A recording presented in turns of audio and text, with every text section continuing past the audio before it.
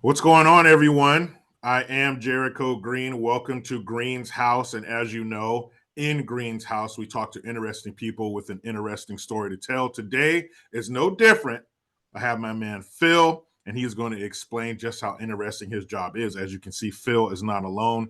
He has some very highly trained individuals watching his six. Phil, welcome. And please introduce who you have with you. Sure, buddy. Well, Jericho, thanks for having me, buddy. It's good to see you again. So this is Bullet. Bullet is a 5-year-old Belgian Malinois. And then over here we got Raven. Raven is a 9-year-old Malinois Shepherd Cross. Okay. Now, as Phil just mentioned, good to see me again because we did meet last year when I was keynote speaker at the National Navy SEAL Museum for the annual muster. Phil and I got to hang out because the day after the muster, we went down to gun club, and I also remember Yoda broke his nose on the scope of that Barrett 50. Forgot about that. And so I rode with Phil and his wife and his dogs back after the event. So we got to hang out and talk.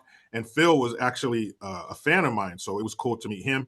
I hope it was cool to meet me. And we had a great conversation. And he was selling me on moving down to Florida. And it wasn't a hard sell. Florida is really nice. And that's where you are now, right? Yep. Yeah, man. Vero Beach, Florida. So, you know, it's still up here. I just got to convince my wife to cut ties and move down there. But it is great to see you again, Phil. And I appreciate you taking the time, man. It's great to see you too, buddy. Thanks for having me. Thank you. And so we were talking, and I wanted to know, did you always have a connection with dogs, or was this something that kind of hit you later in life? Yeah. The experience working with Baden and working with the museum definitely was a huge eye opener and an incredible opportunity. But yeah, man, I've always had a connection, and I've always loved being around dogs. Absolutely. And we were talking before, and you mentioned that you were a mechanic in a shop, and a guy had a pit bull, and we were talking about why not a pit bull? Why the Belgian Malinois or the Malinois Shepherd mix like Raven is? And you were kind of explaining about the physique and the size of the Malinois and what they're able to do because of that. Yeah, man. They're light, they're lean, they're mean. They're built for it, man. You know, where truth be told, if you look at the history and the origin of the pit bull, I mean, pit bulls, generally speaking, are more animal aggressive, right? A pit bull shouldn't really be human aggressive, right? I mean, it's not to say that they aren't. In the wrong hands, they definitely can be, but on an endurance standpoint, you just can't beat the herding breeds like the Shepherds, like the Malinois. They're just better protectors for sure.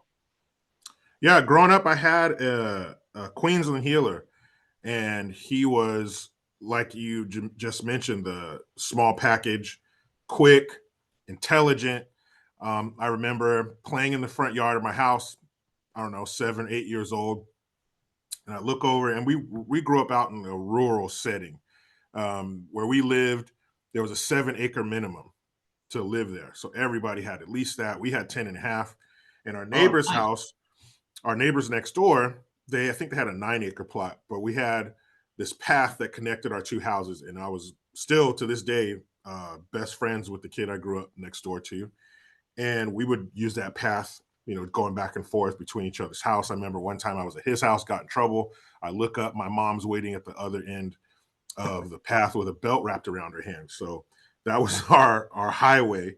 And I remember looking over, and my neighbor walking over to our house, and he had a pipe. He had a water pipe, a metal water pipe in his hand that he wanted my dad to cut or something. My dad had like a machine shop in the garage, and he wanted my dad to modify this pipe in some way. But the way he was carrying it in his hand, he was carrying it like you would hit somebody with it. He was carrying it at one end like it was a stick or a bat. And so we're playing with the dog, and all of a sudden the dog just looks up and takes off. Didn't bark, didn't whine, nothing. And we look over, and my neighbor's like, hey, hey, stop. And the dog jumped up, and he threw his arm up to protect himself. And my dog's name was Bud. Bud sank his teeth. He had 2 puncture marks on top and 2 underneath his arm. Yeah. And amazingly, my neighbor, my mom's a nurse, so she's patching him up and stopping the bleeding and bandaging him up and everything. And he goes, well, I guess I shouldn't have came over here holding the pipe like that. And that was it. Nobody got sued or anything like that, but it just speaks to their intelligence and their protective nature. I mean, all that dog, and we didn't train him for that. He was just our family dog. So some of that comes with him. And It's he insane. just, he really just took off and did, what he thought he was supposed to do, protect us. So Yeah. those herding breeds, you're right. They're built for it. They're made for it. Oh yeah. Um, And it's instinctual, man. Like you're not training that protection into the dog. If you have to train protection into the dog, it's not the right dog, right? And that's where genetics have a big thing to do mhm. with that, buddy. But yeah, man, the herders are protected, man. Yeah. So nature versus nurture, or I guess some nature and some nurture, is the perfect combination. But do you think, or think you would know, can I hand you any breed and you could turn them into what those dogs are? No, no, Some dogs. definitely no. Like I'll use a pit bull as an example. So someone said something to me one time, and this was years and years ago. It was really interesting. He said, "Is do you think that your pit bull is 100% loyal to you?" I said, "Absolutely, man." He goes, "Okay." He goes, "I guarantee you that I could pull up in my car, have a steak or have something. Hey, buddy, get in." And that pit bull would be like, "Sure," right in and take off. And I was like, "Wait a minute." And I think there's some truth to that, man. Where the herders, my shepherds, man, it's like you could drive up with a box of food and get in. He's going to show his teeth. He's going to smash you, then take the food. Right? Like they're more instinct, like they're just cautious, man. They're suspicious of other human beings that they're not bonded with, familiar with. And that's not with the right genetics, that's not trained in, man. And in my opinion, and I'll get smashed for this in the canine community, but you're not training a dog to detect, you're not training a dog to bite, and you're not training the dog to track. They already know how to do it. It's a god-given ability that they're born with, right? And I think a lot of the trainers like to take that credit and say I, but the truth is you didn't do any of that, right? You didn't do any of it. It's in them. It's, I think, well, what we do is, like, on the aggression side, I think the number one job that trainers have to do is instill stability, right? So both my dogs as young pups, they were violent, man. They're mean. That's who they are. And it's my job to teach them to discriminate threat from non-threat, right? You're not going to unprovokingly smash people because you want to, right? And I think that's like the number one role of moving with an aggressive dog, is teaching them. I could take both of these dogs, brother, and move through a sea of children, and you've seen what they do, right? We showed you Yeah. at the demonstration. But you're useless if you have a violent dog that you can't move through society with, right? So I think that's like a really big role on the trainer side. But you're not training them to detect, or you're going to show them what you want them to find, or to detect, but they already know how to do it. Wow. So do you train some of the dogs just for detection? Like maybe for just to be drug dogs, or are they kind of a combination of detecting and, Yeah. you know, So uh, smashing someone, as you put it? yeah. So Baden and Canine does like, my experience with detection is very small. Both of my dogs were trained detection, and the truth is, I can I can show the dog an article, whether it's drugs, whether it's explosive material, and they'll find it. And I was very blessed. I was taught how to do it. But myself personally, I don't train individuals, dogs on how to detect. Does that make sense, buddy? Like Baden and Mhm. Canine does all of that work. I was just really blessed to be a part of it and learn how to do it with my own dogs. And these dogs we used at the museum for detection and protection, um, for a period of time. Yeah, I can personally attest to it. I didn't put on the suit. I don't know if I'm that brave, but seeing the demonstrations that you guys did, and I mentioned it to you, their ability to turn it on and off. As you guys can see, Raven and Bullet are back there chilling. I mean, if they had a house guest right now, I'm sure they could come up and pet them. They're just Well, family dogs. that's funny. I'm sorry. Go ahead. Well, that's funny you say that. I'm sorry, buddy, but um, my dogs have never experienced anyone enter my home except for my wife and my daughter. Oh wow. We have people over, the dogs are put away. And Okay, so that was they're all my business. that was my choice. Now with that comes huge responsibility Mhm. because if someone did come in, they're not asking questions, they're going, right? But that was my choice, right? So my daughter was like born into this world and the level of communication. So when she comes over with friends, you know, she'll come in, hey, are we clear? I have a friend over. Hey, no problem. Put the dogs away. Um, that type of dog is basically having an AR pointed at the front door or a window or wherever someone comes in with one in the chamber and the safety off. You Wow. know, that Okay. was, but that was my choice. I feel that that is the best protection dog.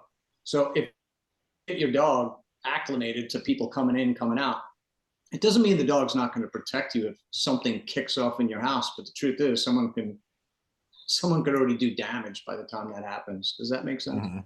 Yeah, Um, totally. so that was my choice. But once I take them into the public, like they know, um, they know how to discriminate threat from non-threat, right? One is a little hotter than the other, but you just got to communicate with them, man.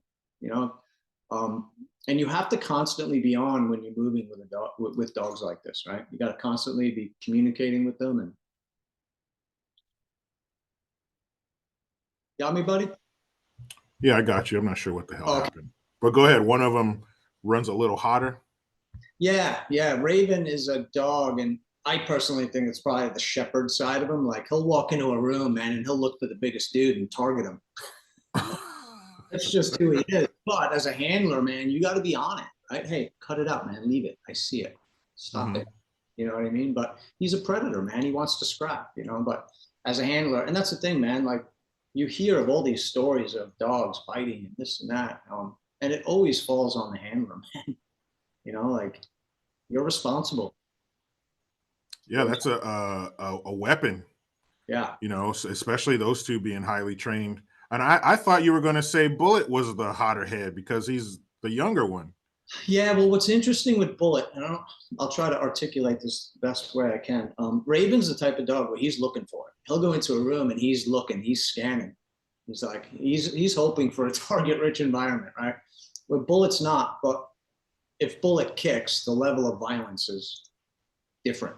Mhm. He has a longer fuse, but a bigger explosion Yeah, man. when that fuse is out. Okay. All Like right. So yeah, belay my last. Don't go into Phil's house petting his dogs. They are not. This isn't Homeward Bound. All right, do not.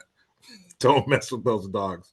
So you mentioned Bad and Canine. How have they helped you and mentored you and got you to who you are today with these handling these dogs? Yeah, it's a kind of a neat story, man, and it ties into my previous job. I'm no longer at the Navy SEAL Museum. I worked there for about 12 years, 13 years, and um, the way I got linked up with Baden is really an interesting story. So Baden donated a working dog to my previous boss, Master Chief Rick Kaiser. And Rick was the executive director at the time, and Baden donated a dog to him. And Rick just started the job, so to speak, and he just retired from Navy Special Warfare, man, a 30-year military career, and he's coming in to run this museum, man. And he had a lot on his plate. He went from the military world to the civilian world, and I think in his heart he thought, no problem, man. This will just be a buddy dog, and I'll just move around with him. But the working dog requires a lot of time, right? And after day 3 of seeing Rick trying to move with the dog and work, I'm a bit of an opportunist, and I saw an opportunity. And I remember sitting at my desk. He doesn't have the bandwidth, and he's trying to get work done, and he's trying to correct the dog and put it in obedience. And I'm like, well, at that time, man, I was running on the beach doing a 5K every day behind the museum. And I'm like, maybe I should go in there and say, hey, man, I'm going to take the dog and I'll go for a run. And then the other half of me was like, I don't want to overstep my boundaries. It's his dog, And I'm like, what do I got to lose? What's the worst he could say? Yeah. So I said, hey, boss, mind if I take that dog for a run, man? I'll burn some energy out. And he looked at me as wide-eyed. He was like, yes. Take the dog. Thank you. Yeah. So that actually molded into like 5 days a week, Monday through Friday. I was moving with the dog, and he was taking it home, right?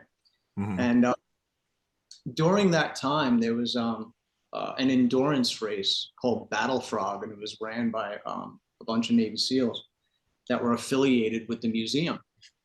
And it was like a Spartan race, right? You had 15Ks and all these cool obstacles. And next thing you know, I'm on social media moving with that dog. And Baden is like, who? That's our dog. Like, who is that guy? What's he doing, And I finally got linked with Josh, and I just told him the situation, man. I said, hey, man, I'm moving with the dog Monday through Friday. Rick's going home with it at night, And long story short, man, what's really amazing, and it's a testimony to Rick Kaiser, was Rick realized, man, that the dog was super obedient with me, and he saw the passion I had for it, and his life was just so busy, man. Like he's running a museum and dealing with donors, and he's all over the place, right? And he just came to me one day, man, and he handed me the lead. He's like, hey, man, I love this dog, but the truth is, buddy, I think this dog should be with me. And it was a moment I'll never, ever forget, man. It was really amazing of him, man, and how unselfish, right? Because he really did like the dog. But he looked beyond that, man, and I'll never forget, he said, this will open doors for you, man. And I'll never forget it. Well, a little bit of a backstory. That dog's name was Mika. It was this giant Dutch Shepherd female. Great dog, man. Yeah. Yeah, but she really wasn't that good with kids. And my daughter was a toddler. So we tried it for about 2 months. My wife's like, yeah, listen. And it was just no good. It wasn't a good fit. So that dog actually became a law enforcement officer. And I'll never forget, actually, the dog went back to Baden to see if they could rehabilitate it. And the truth is, that really wasn't happening. They were just buying time to see what's going to happen. This dog was already 2.5 years old, man, and just didn't really enjoy being around kids and young kids. And at the museum, that's bad news. Yeah. Can't have that. So yeah, I'll never forget, I was up at the farm thinking I'm going to get the dog. And even Rick thought the dog was coming back. And for about a day, Josh and his father, Mike, had me working with this dog. They wanted to see how well I worked with the dog. And at the end of that training evolution, we were walking on their facility, and Mike said, hey, come here, walk with me. I want to talk to you. I said, sure, man. And he goes, look, I got a question for you. He goes, you have a young kid at home? I said, yeah, I got a toddler. Yep. He goes, would you take a loaded 357 wheel gun, put a round in it, and put it on your coffee table? I said, no, that's insane. He goes, oh, okay, great. You're not getting the dog back. And I remember at that moment, man, I knew that I couldn't show emotion. I knew that I couldn't. I just had to suck it up, and I was just like, yeah, Mhm. yeah, man. Nope, I get it. I had to do, and he was, like I couldn't. It was just the right thing to do, man. And I did. I love that dog. That dog was awesome. And we worked really well together, man. But I just knew that it couldn't happen. So, hey, come here. Here's your new dog. His name's Raven. He's 6 months old. He's like, "Ah, ah, ah, ah," nasty little. But then what I did was, in my heart, I'm like, whoa. I'm like, I can't just go back to work with this dog because I got to call my boss. You know what I mean? Just to do the right thing. Mhm. I'll never forget, man. I called Rick and I said, hey, Rick. He's like, hey, man, is Mika coming back? Her name is Mika. Is Mika coming back? And he was all excited to see her. And I was like, oh, man. I said, no, boss. She's not coming back. And he was like, all right. And he hung up the phone quick. He was bummed. Oh yeah. And I called him back. He's like, what's up? And I said, listen, man. I said, I got to ask you a question. And he's like, what? I said, they offered me a new dog. Do I have your permission to take it back? And he goes like, yeah, Phil, of course. Why are you even asking me? You know, um, type of feeling. I said, well, boss, this was your dog. I was just blessed to move with it. You allowed me to move with it, right? And I just wanted your blessing. He's like, no, no, no, Phil, absolutely. And I bring Raven back, and this is kind of another funny story. You got to remember, man, these dogs, it's not bonded with me yet. I worked 3, 4 days with this little Raven, right? And he was hot. Me, my direction, boom, he was going. He was looking for any excuse, any type of unusual movement, anything, boom. I bring him into the office, man. My boss, he's a tall guy, real big dude. He like tripped over something in the office, and the dog launched at him. I'm like, hey, I was like, oh, great, what a great introduction. But yeah, man, Rick opened that door for me, man, and I'm forever Mhm. grateful for him, man. It was really awesome, and that's what led into the canine program that Rick, myself, and Josh from Baden had started, and that's really where things started to explode, so to speak, man, and just get on a different level. And watching the healing process that the dogs offer the veterans is just Mhm. That's amazing. awesome. And shout out to Josh. I had the pleasure of hanging out with him at the museum, but more so at the gun club the next day, during the lunch and everything like that. So great guy, funny as hell. Yeah, Told some great stories, operating with the dogs and stuff overseas. And you're right, the museum, it's a family environment. You yeah, have everybody from 2 to 80 coming through there, checking out the museum, the gift shop, the grounds, the obstacle course, and everything. And yeah, you can't have a dog who doesn't get along with kids there. And you mentioned that she was a Dutch Shepherd. yeah. My shout out to my friend Kenny. He is a canine officer at a local police department, and our sons play baseball together. So I went to his house one day for, I think it was opening day for baseball season. He's a huge Yankee fan, and he All right. had his dog named Riggs, who is a Dutch Shepherd, and those dogs are huge, tall, long, big muzzle on them, big old mouth, Yeah, sharp teeth. I mean, those things, they're like a stretched out Malinois. I mean, those yeah, things are just giant and intimidating. And I was talking to Kenny and I was telling him, you watch the episodes of Cops and stuff like that. And how many times do they tell you we're going to let the dog loose? 15, 20 times. I got the dog. I got the dog. We're going to let him loose. Come out, come out, come out. And you can hear the dog. I'm sure there's a technical term for it, but the whining, raspy, like barking excitement, kind of noise that they make when they know they're about to get to go to work. And yeah, so these people hear that. You can hear this dog freaking out, wanting to come tear you apart, but they don't. They just stay hidden wherever they are. Like yeah. this dog's not going to sniff them out in a half a second.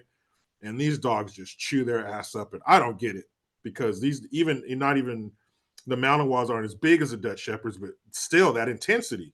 You hear them barking, you hear them getting excited. I don't know who the Well, hell wants to be on the business end of one of those dogs, but it certainly isn't me. what's Um, funny too, Jericho, is like you could have a bunch of law enforcement officers pointing weapon systems at a bad guy, and they're still running their mouth. Pull the dog out most of the time. They're like, all right, we're good.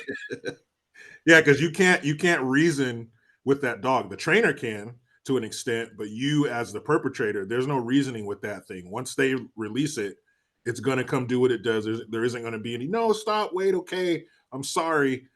Once that thing is loose, man, it is all business. And seeing Josh get in that suit and the demo that's another question I have. After I tell this quick story, I want to get into another question for you. But so at the event, the main event on Saturday, where I did my speaking, it was the 50th anniversary of the two guys who are on that statue in the front of the Navy SEAL Museum. There's a huge statue where the guy has one of his buddies over his shoulder and he's shooting back at the enemy, like some real Hollywood stuff. And so it was the 50th anniversary of that. The guys came and spoke, and I had to go after them. I don't know how the heck. I was like, man, how am I going to follow that? But you did good. thank you. But yeah, it was Mike, Tom Norris and Mike Thornton. Mike Thornton. Yeah. They were both there. Medal of Honor recipients. Great dudes. I think it was Mike. He's huge. Yeah, he's a big man. Oh, yeah. And so they had a whole demonstration. 50 years ago, these guys, when they won when they were awarded their Medal of Honor, it was during Vietnam. So they have a little egg helicopter come in and drop the guys off. They got the dogs. There's a hut, like a bamboo palm leaf hut. They detonate that, blow that thing up. I can't remember the guy's name, but he was playing one of the Viet Cong. He had the black pajamas on and the hat. And so there's this whole demonstration. Like I said, Josh is in the bite suit, and they let the dog loose on him, and explosions and the helicopter and all these gunshots. I remember they had the explosives lined up in the tree line, and they had the demo table setting them all off. And so my question is there any type of training to prepare the dogs for the noise, the gunshots, the explosions, the helicopters, the yelling?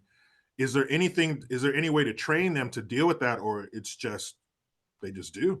Yeah, no, buddy. There's we acclimate them to that environment really young, and so they get used to it. What's kind of funny is even to this day. I mean, now that I think about it, I think that was the last demo that was the last. I'm trying to think, that was last November, correct? Yeah, first week of November. I left shortly after that, so that was the last demo. Well, I'll tell you this, man. When my dogs hear a helicopter, they're ready to kick because they've been in them. Yeah. As part of the demonstration, so they remember it, man. When my dogs hear gunfire, boom, they're looking for targets because that has been in their training pipeline, right? Shoot, move, communicate, hit a target, right? So no, it's just getting them used to it, buddy. If you take a dog that's never been in that environment and you have an IED simulator or loud explosions, heavy gunfire, yeah, man, they're gonna be like, what the heck was that? So yeah, buddy, there's a bit of training. Now, how do your dogs do on the 4th of July? Yeah, it's pretty funny. Yeah, man, they're kicking the whole time, man. And it's just gotta keep with them. We're home most of the time. I don't really travel too much. I'm kind of pinned down with my dogs. So yeah, man, when it first kicks, oh yeah, there's a lot of barking and going off. Just communicate, hey buddy, relax. I see it, leave it. Do you? I'll tell you what. What's really interesting is Raven, because he's done it from the time he was a little less than a year old to about 8-9 years old. What was it was frustrating. It was kind of hard to deal with, but before every event kicks off, right? The national anthem is playing. The dogs are so smart that they know that's the beginning of the demo, and there's going to be my time to perform. Raven would start kicking off as soon as he heard Rick Kaiser's voice on the microphone or the national anthem. He's like, blah, blah, going off, and I'm like, dude, stop. Yeah, not yet. Yeah, not But yet. it sounds like that's kind of who he is and who he has been Yeah. pretty much since day one. That's just his personality. Yeah, yeah. But again, man, the beautiful part is that whether it was the museum or if I go in public, man, like, hey, can I meet your dog? Or I used to travel a lot, man. I was on airplanes all the time. The really awesome part was that children or people can come up, hey, could I pet your dog? You're like, yeah, sure, go ahead, because he could discriminate threat from none. Hmm. The truth is, man, like to really get deep into it, the dogs see beyond the flesh. Right? This is something that, again, my mentors have taught me, and I've seen it. If you have ill intent in your heart and you're heading my way, they know it before I do. It's fascinating, man. Yeah, that is awesome, and I really believe that they can sense your emotions, like you said. If you have ill intent or if you're afraid, Yeah. they can really sense that. And these dogs are so intelligent, man. I remember at the gun club when they had the demo. In between that or before that, your dogs are just sitting by the SUV, chilling, Yeah. sitting there, tongue out, panting, just hanging out, not reacting to what's going on around them, just kind of chill. But when it's time to work, that's it. It's almost like they don't see anything else. They're just, I mean, laser focus. Yeah. I know that I have to go perform. I have to do something, and it's almost like if you snapped your fingers and waved your hand in front of their face, like they wouldn't even move. You can sense that. You can sense that intensity, and it's really awesome, man. Those dogs are so cool.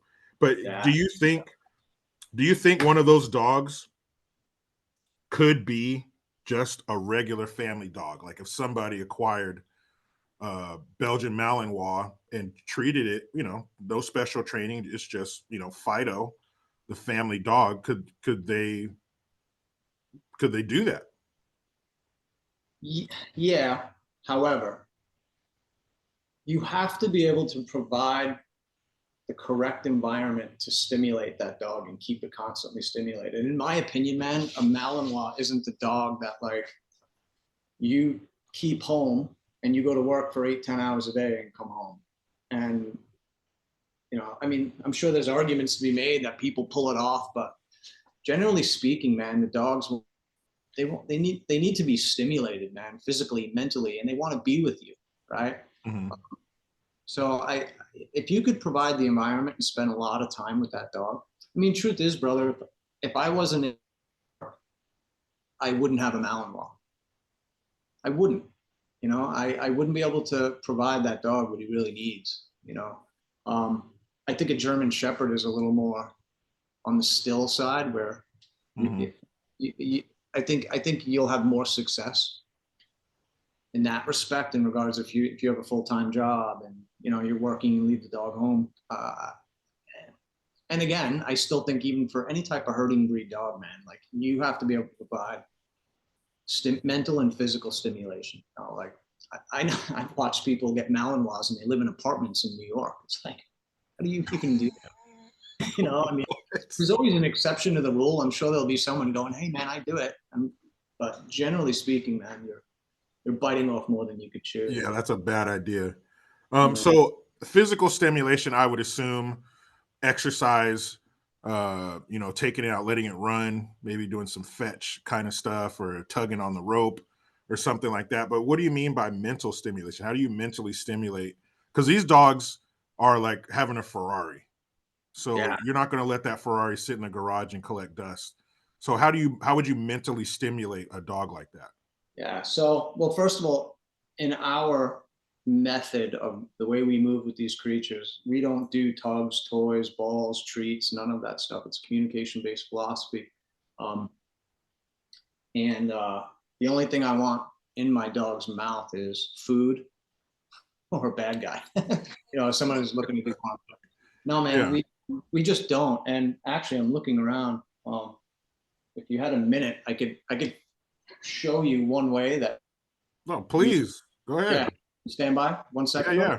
Stand Go by. for it.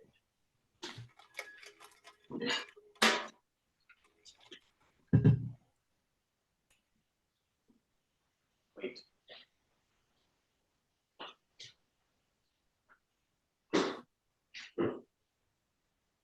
Now they're interested.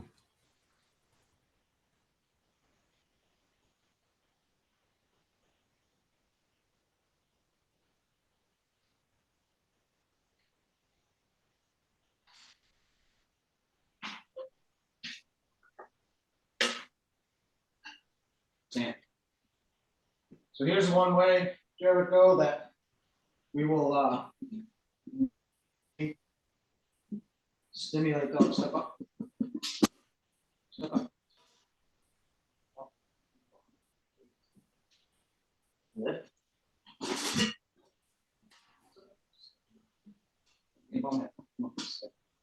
Lift.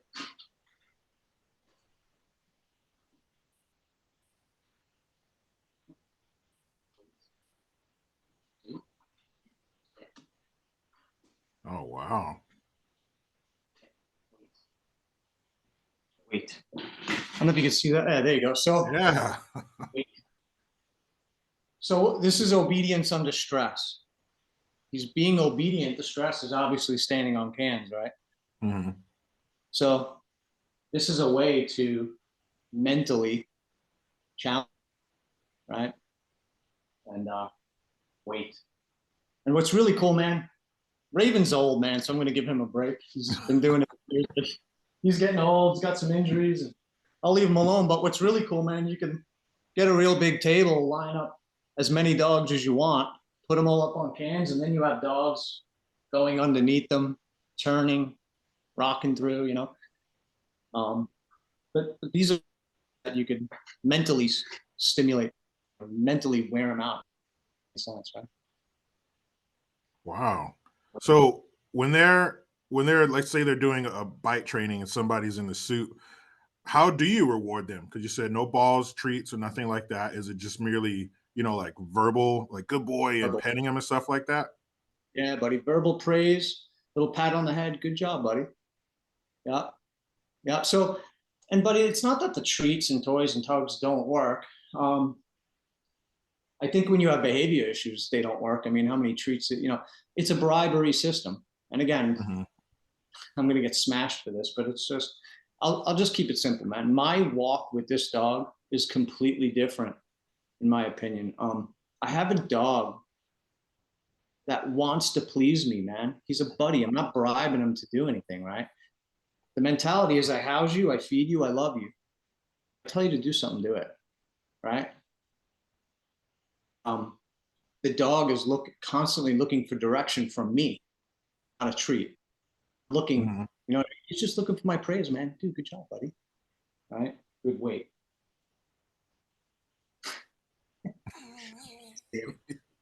He's like, come on, man. So who do they like better? You, your wife, or your Oh, daughter?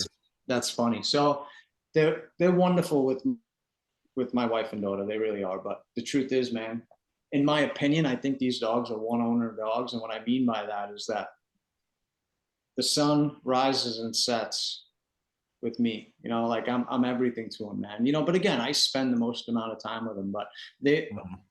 my wife and daughter can move with them and do all the work. They'll work for them, and of course, man, they'll protect them and wait. They, there's love there. But the truth is, I say this to them sometimes. They get mad. But the truth is, if I took both of these dogs and pushed off, which of course I won't, but the truth is, they wouldn't skip a beat, man. It's all about me, you Mm-hmm. know.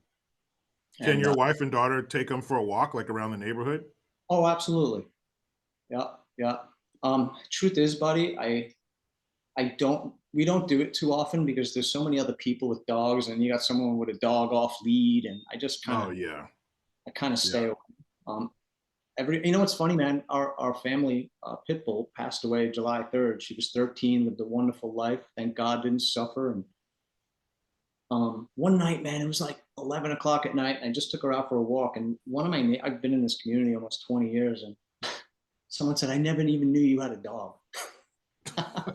I thought that was kind of interesting, Yeah. Easy off. Good. Down. Good down. I could have kept them up there longer, but I figured I'd give them a break, buddy. But yeah, man, I try to stay low key and try to stay away from the masses in regards to people and dogs. And people have good hearts, man. They do, but like it's like, hey, you know, maybe our dogs could have a play date. It's like, nah, No, he don't play. I don't get that. You know, like the dogs, the dogs really only care about us, man. You know what I mean? Mhm. Um, I think it's fascinating the way I think a lot of people are missing out on the true bond of a dog. True bond, you know. I got a private, and I just got done with and he's a young man. He's a good dude, and he's like, "Yeah, man, me and my buddies we like to go to the dog park and let the dogs play and be buddies." And I'm like, "Yeah, but it's madness in there, man. You put your dog in there, and it's just chaos, right?"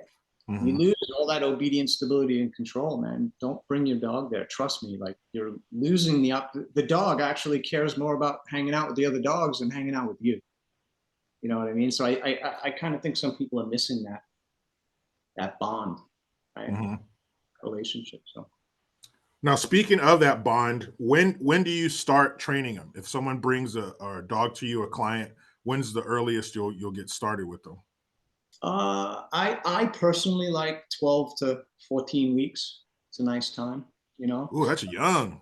Yes, yeah, man, young.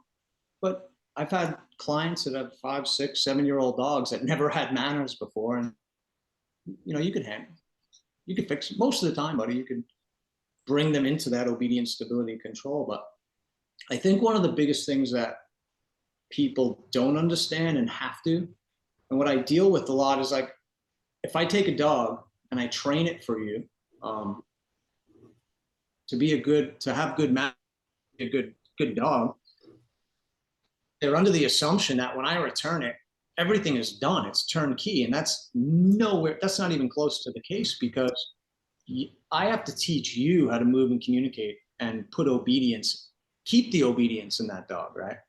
And oftentimes, what happens, I'll get a call. Hey, man, this dog isn't trained. It's a limb. You know, like it's back to doing what it was doing before. And I'll rock into their house and I'll just go drop the lead and I'll tell the dog downstay, downstay, and the dog's doing this, right? It's because the dog knows right limits are really narrow. I'm not going to put up. I don't accept that ill behavior. So when I in-dock the dog back into your house, I teach you the same thing. You know what analogy I use, buddy? I use the substitute teacher. Mhm. I I had a Mr. Rice. I'll never forget him. He was a Marine, Vietnam vet Marine, and he was the teacher I've ever had in my life. It was an opportunity. I was a bit of a hellion in school, you know.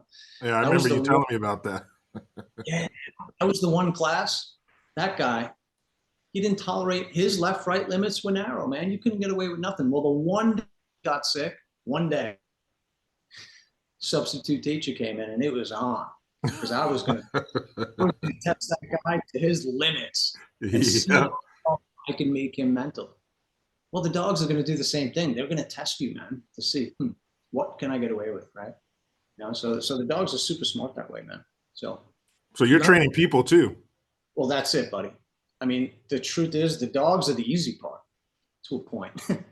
it's the Mhm. it's the people, man. Like they have no discipline. And I need to be, but a lot of people just don't have the discipline. And listen, man, I think also in today's day and age, I think this might sound cliche, but it is difficult, man. You have the husband working, wives are working, kids, school, this, that, and the dogs in the back. Like, what about me? Mhm. You know, I think a lot of people get dogs, and not all, man. I just think there's a good amount of people that get dogs, and they want the obedience. But can you? Do you have the time and opportunity to put into that dog and have that obedience? Because there is work there, man. Yeah. Does And that how make sense? long? I'm sorry. Go ahead. Yeah, does that make sense? Yeah, totally. How long does the training take? You know, from getting the dog to all right, here you go. He's yours now. Well, every dog is different, buddy. There's not really a you know it's really not black and white. So I'll, as simple as I can keep it, like terriers are stubborn. So generally, it might take a little bit longer with the terriers. I think the herders are really are easier in some respect, please a little more.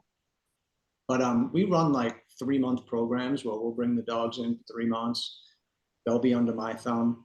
It could range, man. You know, and sometimes I'll do a couple of weeks, and then I'll um, I'll do multiple sessions in their environment. You know, so every dog is different, buddy. But if you, but you know, you got to remember when I take in a dog, I'm up at 7 a.m. and I'm up to, you know, I'm up till, well, I'm up kind of late. I'll put the dog away early, but 9, 10 o'clock, it's a long day and I'm consistently with the dog and I'm always keeping my thumb on it. So in a few months, there's a lot of time into that dog. Yeah. I'm controlling its movement, controlling everything, um, instilling obedience, stability, and control. Right? And what's I'm sure you've got one that sticks out. What's a dog that you've had that was you thought was just hopeless? Like this dog, it just ain't gonna get it. Like I don't know. I never had one that's hopeless, buddy, but I just got done with a giant schnauzer, and it was young, man. I think it was 14 weeks, 15 weeks, and then I mean, I knew it wasn't hopeless, but that dog, oh, it was on, man. He was stubborn, buddy, but you just gotta you just gotta be on him, man, and just be persistent and persistent and consistent in all of your pattern of movement and communication. And eventually, man, the dog gets it. You know? But no, I never had one that's really. Listen, I've seen dogs that were. I don't want to go too deep down the rabbit hole, but I've seen dogs that were trained for protection, and you have trainers out there, man, taking young Malinois and shepherds and putting e-collars on them, jacking them up to 10.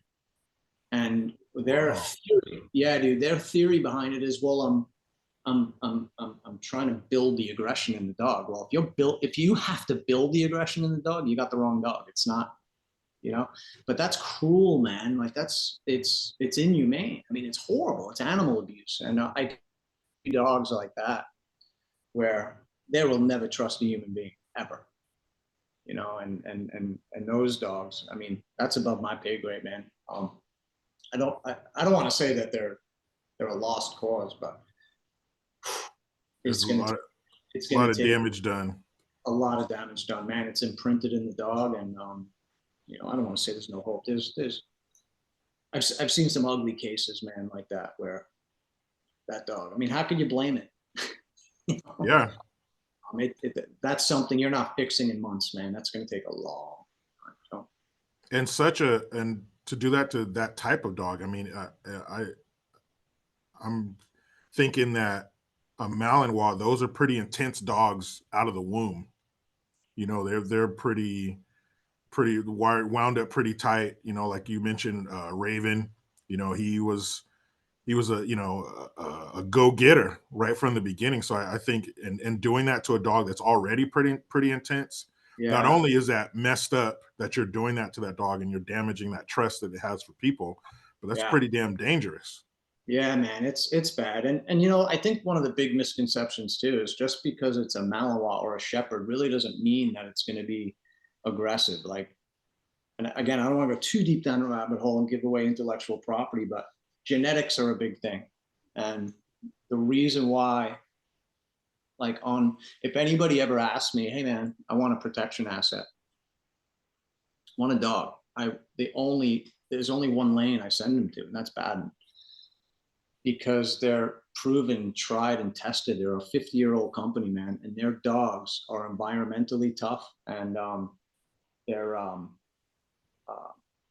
and listen, they have their lines of dogs that are gentle, you know, but then they have their lines that will go a military route, law enforcement route, family home protection, you know.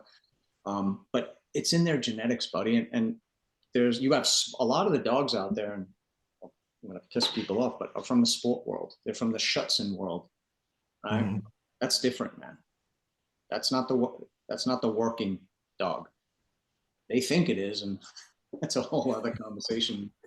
I'll get smashed for it, but there is a big difference, man. There's a very big difference. And if you don't mind, man, I want to plug something. And Please. this is this is a book. So Mike McConnery is the founder of Baden and Kan, and his son is Joshua. And he's written 4 or 5 books. Forgive me the math. I think it's 4. And his first book was My Years with a Dog Man. You can get this on Amazon, or you can go to baden.com. I've probably read this book 12 times, and I continue to do so. And it's not my story to tell. I'll just give you just a little insight, but it's Mike's.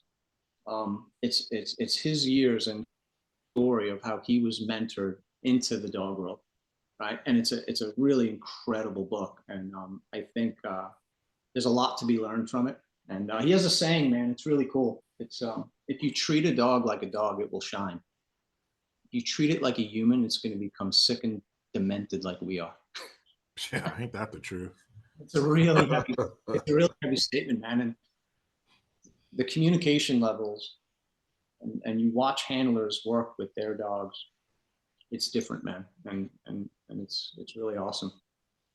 And so somebody who wants to have their dog trained. So let's say you are able to, there's, John Q. Public, he's about to walk into this training facility with his dog. What is, or if you could have a microphone to speak to all dog owners who want to get their dogs trained, what's something you would tell them? What's some knowledge, some bit of information that you wish you could impart on all of these people? Um, that's a great question, man. Um, go with the philosophy that is you to communicate with the dog, not bribe it, not just pretend this was a treat, right? If you do this, I'll give you this. No, right? And I would say there's a big difference between I could tell if a dog is being bribed with treats or train. I shouldn't say bribed. I mean, it is, but it's a lot of people. But um, I'm just going to backtrack. One question I get all the time. I can't believe this is a Malinois. It's sitting on the table. I've never seen a Malinois so still. And that's because I'm not bribing it. I'm not throwing toys, treats, tugs, toys. I'm not spinning it up, right? You want to spin up a dog? Talk to it in high-pitched vocals. Grow stuff. Mm-hmm. And truth is, man, it's not their fault. This is what they're taught. This is what they're told.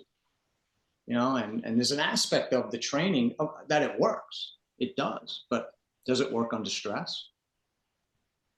Mm. No way. Not the same. And you have a behavior issue. I mean, a serious behavior issue with a dog. I'm not talking like, sit and he doesn't sit. No, I'm talking a dog who's snapping, snarling. A dog with behavior issues, chewing furniture. What are you going to do? Throw treats at it all day? You're not solving that problem. And unfortunately, when that doesn't work, then they go to e-collars. There's no communication there, man. And that's the big argument in the canine. Well, yeah, there is. They know where it's coming from. Come on, man, stop. So I would, and it's hard. Like Baden is the only company I know that's doing it. So my suggestion is, if you want a really good trained dog, go to Baden, man. They have one beautiful facility there, and they have public classes. You learn a lot, man. And they're in Canada? Yep. They're about 45 minutes west of Niagara Falls. Okay, so they're up there. Well, kind of Buffalo's like right by Niagara Falls. Yeah, I remember when I was hanging out with Josh and stuff. I remember I heard him say a boot. I was like, "Oh, you're from Canada." That's the only place they say it. Or I laugh the way they say out. Ooh. Boot. Yeah, man. They're and again, into what really blows my mind. They have and I've seen it time and time again, man. It's serving the people who need it before the buck, right? Especially in the veteran community, man. We just had, not too long ago, we just had a case where an organization wouldn't support an operator's daughter, right? Because it wasn't in their mission statement, so to speak. This operator needed, his daughter really would benefit from a service dog, man. And I tried to push it through an organization, and they wouldn't support it. And again, it wasn't in their mission. Anyway, story. I'll keep simple. But so I was up at Baden. I'm like, hey, Josh, man. I said, I got nothing. Like, they're not going to support. And without even blinking an eye, man, he goes, get her father on the phone. You know, we know him. He's an operator. He goes, hey, man. Hey, what's up, Josh? He goes, hey, whenever your daughter's ready, man, send her up here. We have a dog for her. You know, like, that's huge, man. So wow. It's interesting. Like, they're so generous, man. And I've seen them do it time and time again. Victims of domestic violence, women that, I don't have the money for this dog. Here you go. Boom. He'll never hit you again. Yeah, hell no, he won't. Wonderful family. Just wonderful family. And just, I'm blessed, man. I'm really blessed. And all the doors, like I told you how I started, you know, with the museum. And what's really neat, man, is that I don't say this to put myself down. The reality is, man, I'm just an everyday guy, man. I'm a nobody. But this work has enabled me and to be around some incredible people, man. You know, like you were talking when you spoke with the mustard. You know, you got to meet Medal of Honor recipients, and you know, just from Navy SEALs to Medal of Honor recipients to men that stormed the beach at Normandy, man. You know, like, I can't tell you how many moments I had. I was like, I can't even believe I'm here right now. You know what I mean? It was just amazing. That's awesome. Doing the SEAL Canine capability demonstrations was an amazing opportunity for me, man. I'm not a vet. I'm a civilian, and the fact that my boss was like, "No, man, get in there," because I know that if you're moving with the boys and you deploy a dog, I know it's not going to retarget, right? It's going to be safe. You know, like, so to have that opportunity to move in that environment, you know, again, we're putting on a demonstration and raising money for the NSW community, man. But to be a part of that was just amazing, man. That's awesome. Really, you know, something that I just thought of, and I'm sure you can explain this. Yeah. I saw a video not too long ago of a police officer who was pursuing somebody. Canine officer shows up, lets the dog go, and the dog ends up attacking the first police officer who was on the scene. Yeah. How does that happen? Because as a civilian, as somebody who's not in the law enforcement world or the canine training world, how does that happen? Delicate. Amen. Poor training. And you know, again, it piss off a lot of people, but yeah, probably poor training, man. You know, but there's a lot of cases like that, buddy. A lot, man, where the dog will just hit the first kinetic stimulation he sees, or the nearest dude. You know, like, hey, man, you're on my side. I'm on blue, right? But they're getting lit up. Yeah. That was just, it was unbelievable, because you just don't think that that's possible, because, you know, you assume that these officers are putting in the time and the effort to where that just seems so impossible. Like, what? He bit not only the wrong person, but another officer. Yeah. Yeah. I mean, again, playing sideline quarterback. I mean, definitely poor training. It could be maybe a genetically poor dog, you know, combination of both. Right. You know, and again, I read the headlines the other day, right? Not to get too deep down this rabbit hole, but the president's dog, right? So the 11th fight. He's a problem. And what I just realized, I didn't know this because I try not to pay too much attention, because God Almighty, we're living in crazy times. But it's a second dog. That's the second. The first one went off. So I read in this article, the first one went off with another family member. So there's a pattern here, you know, and it's I guarantee it's not the dog, it's the handlers or who's, you know, I'm sure the president isn't moving around with this dog. Yeah. You know, like who who's where's the responsible party? Who's managing this? Interesting. Yeah, and it's But not buddy, a Chihuahua, it's a German Shepherd. oh yeah, man. Every behind every bad dog, it always goes back to human beings, right? Whether it's bred poor, whether it's, you know, has issues, it's always links back to us, man. And it's unfortunate. One of the really coolest things that I'll just take a moment and talk about, what I find amazing about the dogs, and this is something, of course, I learned at Baden, was so we're taught right in school that dogs are pack animals, right? Right, they're pack animals. Well, did we ever consider that, like, if you go to a pack of coyotes, or you go to a coyote den or a wolf den, drop a knee and see if the puppies will come to you. See if they're not coming to you. But yet, I can go to a to up to Baden, and you could drop a knee and all the puppies come to you. The mom can care less. I personally believe, and I think it's safe to say we believe, that these dogs are a gift from God to serve us. Right? They could find a lost child, our homes. They protect our man. So Ray was a sire. Nice. He can care less. As a matter of fact, when he sees his brother, he wants to fight him. He doesn't care. The moms don't miss. They don't miss their puppies. Who are they looking for? They're looking for us. How could that be a pack animal? It's just something to consider, right? Something to think about. These are gifts from God, man, and they're here to serve us. And, what other animal, right? Cows seek cows, birds seek birds. What other seeks us? Dogs, man. Yeah, It's pretty that's heavy. awesome. Yeah. Do you ever get to reunite with some of the dogs that you've trained and like sent with special operators and stuff? Yeah, man. Once in a while, I get to see some of the guys and their dogs, and I get to see their progress, right? Their process and how dogs have enriched their lives. Yeah, man. Do they That's remember awesome. you? The dogs do. Yeah, yeah. The ones, but sure, sure. That's pretty cool. Yeah, yeah. Really cool, man. Really cool. Yeah, man. I think that,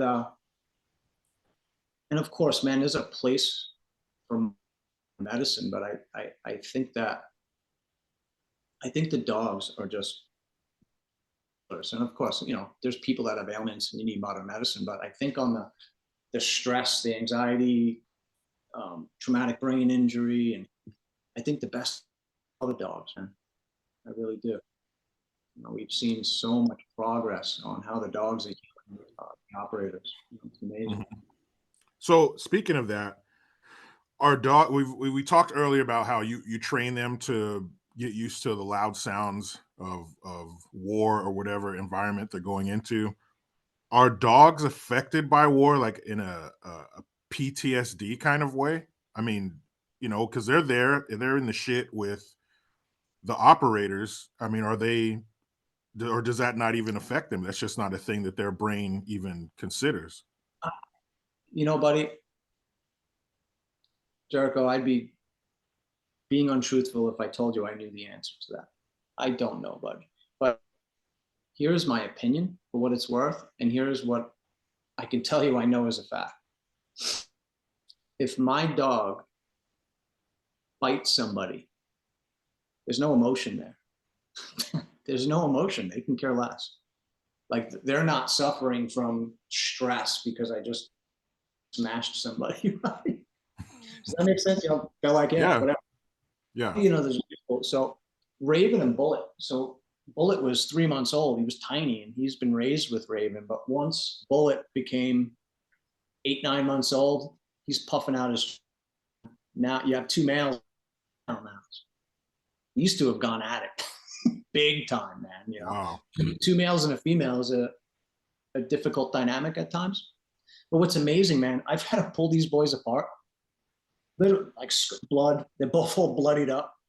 Put them up on an elevated platform, knock it off, do an inspection, check them out, tell them to wait, knock it off.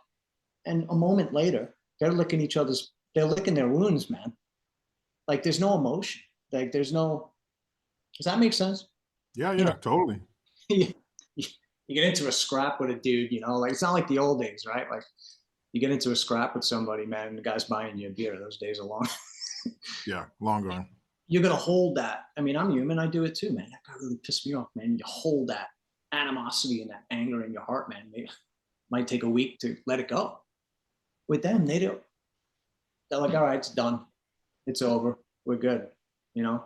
Um, in my opinion, buddy, I mean, there's some dogs, man, that's seen some real on like incredible combat. And I've heard some stories from some of the Navy SEAL dog handlers and some of the um, some of the things gone on. I would just assume, buddy, they probably handle it way better than we do. They don't. I mean, I don't know, buddy, but I would tend to think that they handle it better, man, as long as they're back in an environment. And what's really cool, one time, man, I know that NSW, Navy Special Warfare, did a very good job at making sure that the dog handlers, if their home lives, there might have been some rules like you can't have kids or whatever, but they did a good job at making sure that the operators had the opportunity to adopt the dogs. And I've met a few. They seem good to go, man. As long as they're with their buddy, you know. Yeah, they're good. To say, nah, man, they're fine. I mean, I'm not qualified enough to make that, to answer that question, buddy. But I would assume, and I would think that they handle it way better than. Yeah, I think they handle a lot of things better than we do as humans. Oh yeah, that's for sure. So I got one more question to ask you, and then I want you to talk about the outreach that you do and working with veterans. You mentioned the stress that they help with the vets and the traumatic brain injuries and things like that. But I'm sure the audience wants to know this. So you, your wife, and your daughter, you run down to Chick-fil-A real quick or something like that, and the boys, Raven and Bullet, are left at home, and they're sitting where they are right now, and somebody makes the mistake of breaking into your home. What's the scene going to look like? It's gonna be bad, man. It's gonna be a hell of a mess. I'll tell you that. Yeah, they'll team up, man. One team, one fight, right? Man, I mean, do they have that? Okay, he's had enough, or are they taking it Uh-oh. to the end? Yeah, they're gonna go to town, man. They're gonna, yeah. Lord Man. willing, never have to experience that, but yeah, man. Yeah, it would be a bad scene. And I think that you're in a unique position where normally, let's say someone does have a dog and they live in a home and they have a family. Usually, I would think the dog is going to bark. It's going to let you know that somebody's trying to get in, something's going on, They're gonna alert. and yeah, they're going to be alert. But the reason I would think you're in a unique situation because that regular dog is going to bark and alert you, and hopefully you'd have time to get up, arm yourself, and assess the threat and do what you need to do. But I think in your situation, they would take care of the threat for you, and you would come down to call them to heal and stop, let's go. Basically, you just got to play cleanup and dial 911 because those dogs they're gonna handle business. I don't see, even if the intruder's armed, I just don't see how they would survive that because you're going to be scared for your damn life. Those dogs, even if the guy had a gun, I don't I, see him going home after that. yeah. Well, I think that's where multiple dogs come in, right? One is none, two is one. And I think that your chances of being unharmed. I mean, if you look at a lot of like um, uh, home invasions. I'm sorry, that was what I was looking for. Like there can be multiple threats, and more than likely it's going to be multiple, you know? So I think you have multiple dogs, your chances of success um, are greater, obviously, right? Um, my again, I'm not an operator. I'm not a tactical wizard. I've been really blessed to learn a lot from the community on a shooting standpoint, on weapon safety and whatnot. I think the number one thing I love about having a dog too is that it the dog is going to buy you time, like you had said, to grab your weapon system. You wake up in the middle of the night. I mean, I can't imagine not having multiple dogs protecting my family, man. I can't imagine it, man. Imagine waking up in the middle of the night, someone kicks in your door. You have to process, get your weapon system. Do you have a round in the chamber? Do you have to rack? There's so much in your head, right? Where the dogs are going to buy you enough time. Mm-hmm. Does that make sense, buddy? At least Yeah. that's the way I look at it, man. You know, but the more dogs, the better. Yeah. You know, I I mean, listen, believe, there is the reality. I mean, now on the same token, it's hard to hit a moving target. You know, yeah, so um, real tough, especially in the yeah, dark. And those targets are not only are they moving, but they're moving very aggressively toward you. Yeah, that's going to be a problem. I think it's unsurvivable. You know, if you have multiple dogs, especially highly trained like those two, it's just not going to end well. And I believe that's a dog's ultimate purpose. Yes, they're companions and you love them and they're part of the family, but the reason I have you is for that reason. If yeah, something happens in the middle of the night, I need you to give me time. At least alert me, before they make it to my room. I need you to give me time. That's what you're for, is to give me time to grab something and protect my family. yeah, man. Ultimately, I think dogs are ultimately for service. Yeah, they're the I think greatest so. force multiplier, man. You know, and you know, and I again, I've played this out in my head so many times. You know, like, and I think we all do. People who have situational awareness, like, okay, what do we do if that happens? What do we do if they enter the front, if they enter the side, if they enter the back? What's the plan, so to speak? And always in my head was, you know, because I'm I'm well prepared, so to speak, but I think Lord willing, man, that the dogs do the work, and then I'm going to come in behind them and either help eliminate the threat or even protect the dogs. Right? You get Mhm. a bunch of dudes. Next thing you know, but again, it could be an ugly situation. I end up in a bad place too because people panic. There's rounds flying. Who knows? Lord willing, I never. None of us Yeah, ever deal with that, you know. But I feel I feel such a sense of comfort knowing, and I travel often, right? I know there's dogs here protecting my family, man. It's it's nice.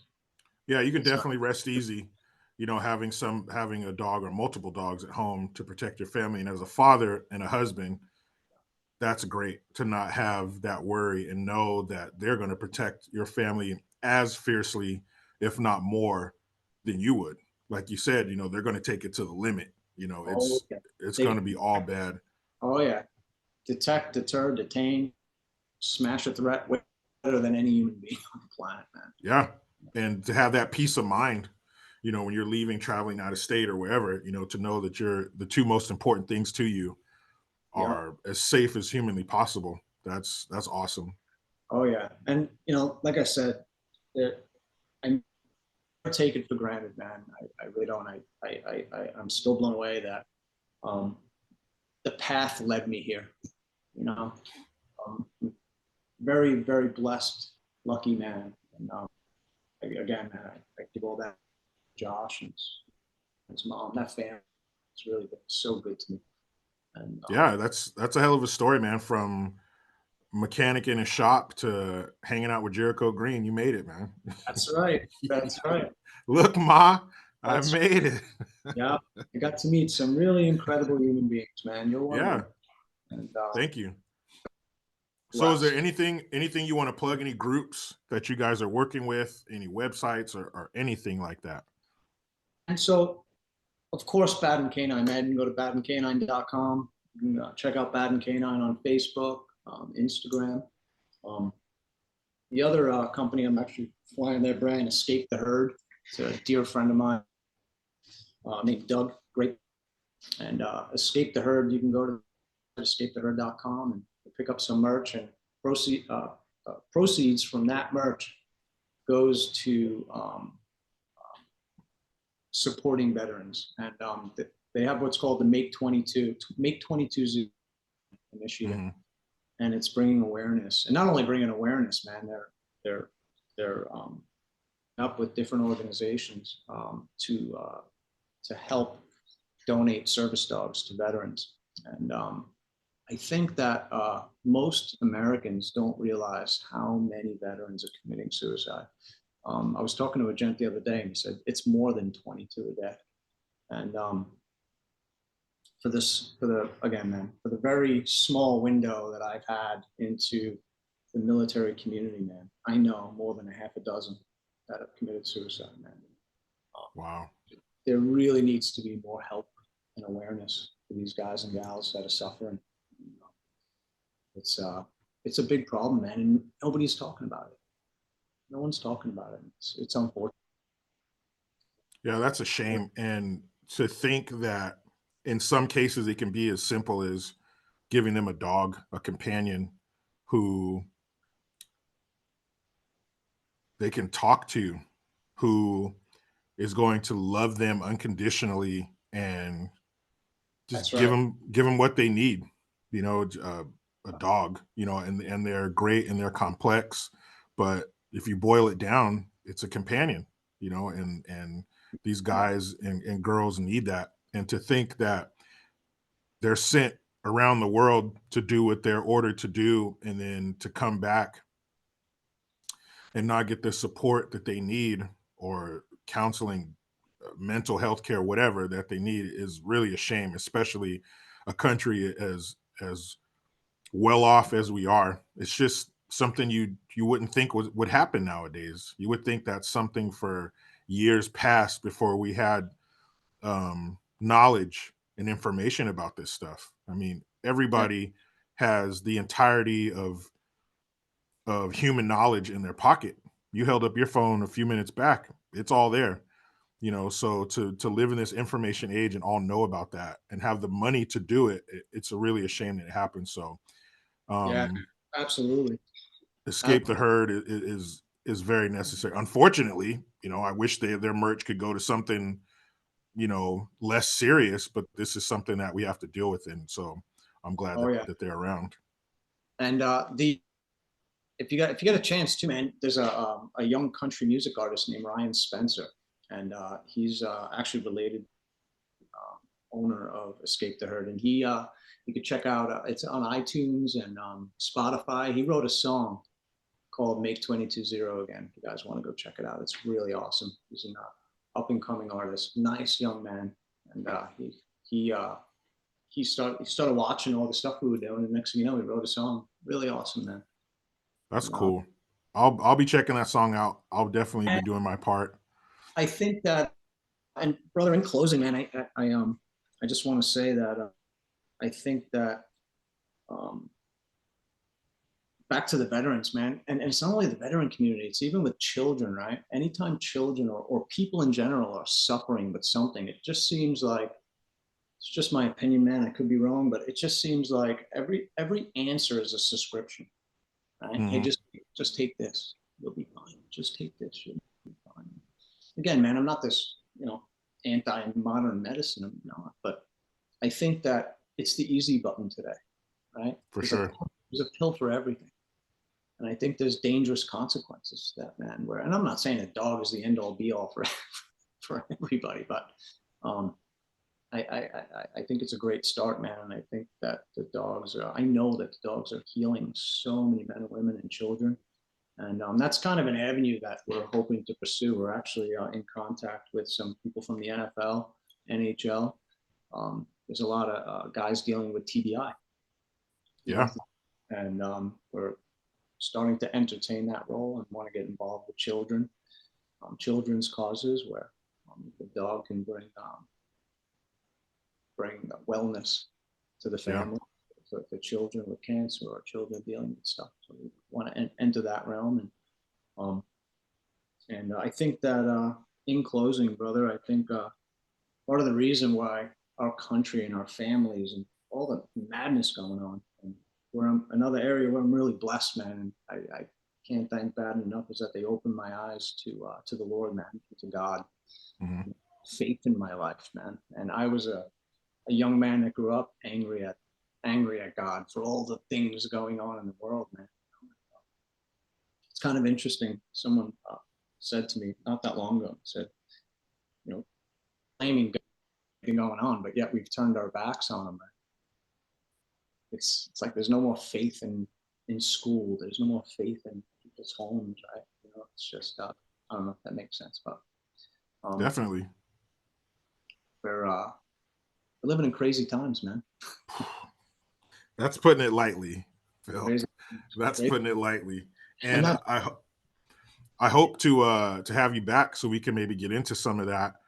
yeah, And hopefully next time I have you on, Escape the Herd has gotten bigger and brought more awareness, and more dogs are being given to these people, and more people are being put in touch with these dogs, even just being around them, and the relief that these dogs offer and the help that they give.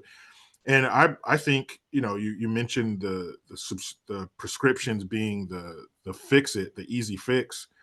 I think any option to explore that's natural or not in that, pharmaceutical vein is great.